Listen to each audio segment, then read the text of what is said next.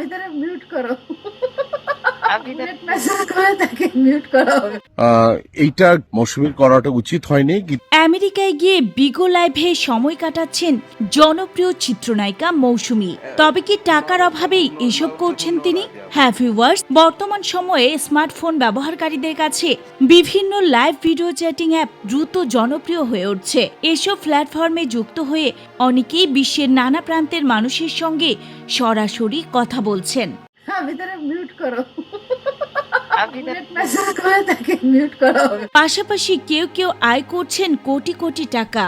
তেমনই একটি জনপ্রিয় প্ল্যাটফর্ম হলো সম্প্রতি এই ভিগো লাইভে দেখা মিলেছে দেশের জনপ্রিয় চিত্রনায়িকা মৌসুমী। তার কয়েকটি লাইভ সেশনের ভিডিও সামাজিক যোগাযোগ মাধ্যম ও ইউটিউবে ছড়িয়ে পড়তেই শুরু হয় আলোচনা। নায়িকাকে এভাবে অনলাইনে লাইভে দেখে একদিকে যেমন চমকে গিয়েছেন ভক্তরা, অন্যদিকে তৈরি হয়েছে নানা প্রশ্ন।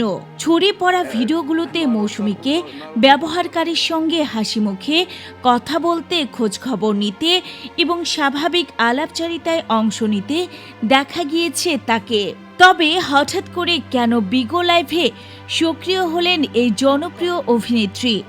এই প্রশ্ন উঠেছে অনেকের মনেই। কেউ কেউ তো সামাজিক যোগাযোগ মাধ্যমে জানতে চান তিনি কি আর্থিক সংকটে পড়েছেন। যদিও এ বিষয়ে মৌসুমী নিজে কোনো মন্তব্য করেননি। ঘনিষ্ঠ সূত্রে জানা গিয়েছে বর্তমানে তার হাতে নতুন কাজ তুলনামূলকভাবে কম। দীর্ঘ সময় অবসরে কাটছে তার। সেই অবসর সময় কাটানো এবং অনলাইনে ভক্তদের সঙ্গে যুক্ত থাকার লক্ষ্যেই তিনি বিগো লাইভে যুক্ত হচ্ছেন বলেই ধারণা করা হচ্ছে।